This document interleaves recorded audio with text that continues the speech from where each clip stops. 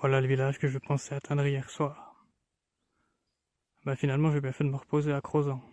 J'aurais eu un peu de mal à arriver jusqu'ici.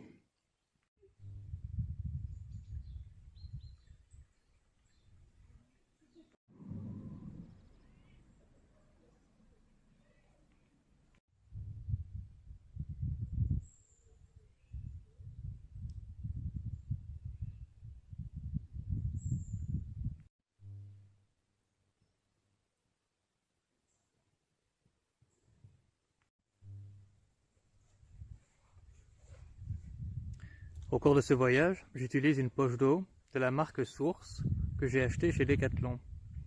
Une poche d'eau, vous la mettez dans votre sac à dos et puis vous avez un tube qui vous permet de boire pendant que vous marchez. C'est plutôt pratique. L'inconvénient, c'est que vous ne savez pas combien d'eau il vous reste exactement. Or, la quantité d'eau que vous buvez dépend d'un jour à l'autre, dépend de la météo. La poche d'eau que j'emporte peut contenir 2 litres. C'est plus que suffisant pour moi. En général, je ne bois pas beaucoup en fait. Et je m'en sors très bien avec ces 2 litres.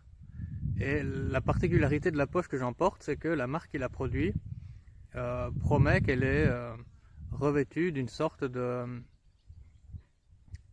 film antibactérien. Et je dois dire que j'en suis tout à fait satisfait parce que depuis que je suis parti, j'ai parcouru au moins 800 km. On sera à Limoges bientôt dans une grosse semaine, je suppose, et j'aurai parcouru alors 1000 km. Et bien cette poche d'eau, je ne lui ai donné absolument aucun entretien. Je ne la lave jamais, je ne la fais jamais sécher. Je ne la vide pas toujours quand je remets de l'eau, de la nouvelle eau à l'intérieur. Et je dois dire qu'elle ne m'a causé aucun problème. Il y a juste des petites marques d'usure qui apparaissent sur les inscriptions qui sont indiquées sur la poche en elle-même. La marque disparaît un petit peu, par exemple. En revanche, je ne peux pas en dire autant du tuyau qui est relié à la poche en elle-même. Le tuyau a commencé à s'abîmer à une extrémité, au niveau de l'embout, et il est tout déchiqueté à présent. Ça fait plusieurs jours que cette usure a commencé, et puis hier je me suis rendu compte qu'il y avait de la moisissure qui commençait à s'installer dans le tuyau lui-même. Alors j'ai essayé de faire partir cette moisissure au camping en utilisant de l'eau bien chaude et du shampoing parce que je n'avais que ça sous la main. Ça n'a pas été très efficace. Alors je m'y suis remis plus tard. Je me suis dit au fond, en suivant ma philosophie de l'autre jour, il n'y a pas de problème, il n'y a que des opportunités. Je suis retourné au bloc sanitaire un peu plus tard. Le bloc sanitaire dans un camping, c'est l'endroit où vous avez les douches, les toilettes. Et puis c'est aussi là où vous pouvez faire une lessive à la main, il y a des bacs. Et faire votre vaisselle. Et donc il y avait 2 dames, là, 2 anglophones, qui étaient occupées. Et je leur ai demandé, je leur ai expliqué ma situation, que je faisais le chemin de Saint-Jacques. Vous comprenez, quand vous êtes à pied, tout est loin. Il n'y a pas exactement de magasin de sport à proximité. Comment voulez-vous acheter une gourde en pleine campagne? Tout ce que je pouvais faire, c'était de trouver une épicerie et y acheter une bouteille d'eau en plastique, quoi. Or, je suis passé par une épicerie ce matin, justement, à Crozant, et il n'y avait même pas de bouteille d'eau en plastique. Et une de ces 2 dames me dit, c'était formidable, mais justement, j'utilise du matériel comme ça aussi, et j'ai un kit de nettoyage. Alors elle m'a donné rendez-vous à son mobil-home plus tard, parce qu'elle était occupée à faire une lessive, et après qu'elle ait eu terminé, et après qu'une petite pluie se soit abattue sur le camping, je m'étais réfugié dans ma tente, je suis allé jusqu'à son camping-car, et là je suis tombé sur son mari, qui m'a dit malheureusement, on a oublié d'emporter le kit de nettoyage avec nous. Fausse joie. Ce couple, cependant, m'a donné une petite bassine et de la chlorine, qui est une pastille pour désinfecter l'eau. Et donc j'ai plongé mon tuyau dans un petit peu d'eau, et puis je l'ai laissé baigner dans de la chlorine pendant une demi-heure. Et puis après ça, j'ai continué à le faire rincer à l'eau chaude, du sanitaire, et ça n'a absolument rien donné. La moisissure était toujours là. Ça n'avait pas eu l'air de beaucoup l'embêter. Donc ce couple m'avait dit, reviens nous demander, reviens nous dire comment ça a marché. Et je leur ai dit, ça n'a pas trop marché. Bon. Alors au cours de la soirée, j'ai fait plusieurs allers-retours au sanitaire. Et puis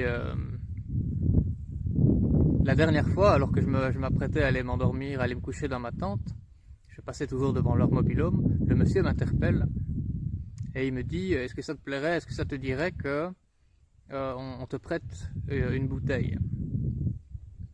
Et il me dit ça, mais ma compréhension de l'anglais est assez limitée. Et puis le monsieur en lui-même avait la maladie de Parkinson. Il parlait d'une voix très basse et j'avais un peu de mal à le comprendre. Alors je lui dis: non, écoutez, il n'y a pas de problème, j'irai à l'épicerie demain, je m'achèterai une bouteille en plastique, tout va bien. Et donc je vais jusque ma tente, et comme je m'accroupis devant le moustiquaire, juste au moment de l'ouvrir, je me dis: mais quand même, on avait décidé de ne plus refuser l'offre, de ne plus refuser l'aide que l'on nous offrait. Donc je suis revenu sur mes pas, et j'ai été dire au monsieur dans mon anglais approximatif: actually, I changed my mind. Alors le monsieur est allé à l'intérieur du mobil-home, il a échangé quelques mots avec son épouse, et puis il m'a apporté une bouteille, et il me l'a donnée, et il m'a dit: garde-la. Mais la bouteille qu'il m'a apportée, c'était pas la belle bouteille en plastique qu'on achetait dans un supermarché. En réalité, c'était une gourde faite d'un plastique qui ne laisse pas de phtalate, ou qui ne laisse pas de résidus dans l'eau qu'on utilise. Une gourde faite pour la randonnée. C'était absolument génial qu'il me donne ça. Et je les ai remerciés tous les deux, parce que ça m'aide terriblement dans ce pèlerinage, évidemment. J'emporte avec moi très peu de matériel, et si ce matériel s'abîme, tombe en panne, disparaît, si je le perds, enfin, c'est tout de suite très ennuyeux, parce que j'emporte tellement peu de choses que ce que j'emporte, j'en ai vraiment besoin. Et donc ce matin, je voulais aller revoir ce couple pour les remercier à nouveau, mais ils étaient déjà partis. Enfin, leur mobil-home était toujours là en tout cas, mais eux n'avaient pas l'air d'être là. Et donc, eh bien, je me suis promené dans le camping pour trouver une feuille de papier et un bic, ce qui n'était pas très difficile. Et je leur ai écrit un petit mot de remerciement. Je leur ai laissé une adresse email pour qu'ils puissent m'envoyer leur adresse, s'ils le voulaient, de manière à ce que je puisse leur envoyer une carte postale de Compostelle. J'espère qu'ils vont me recontacter, parce que ça me ferait vraiment plaisir de pouvoir faire ne fût-ce que ça.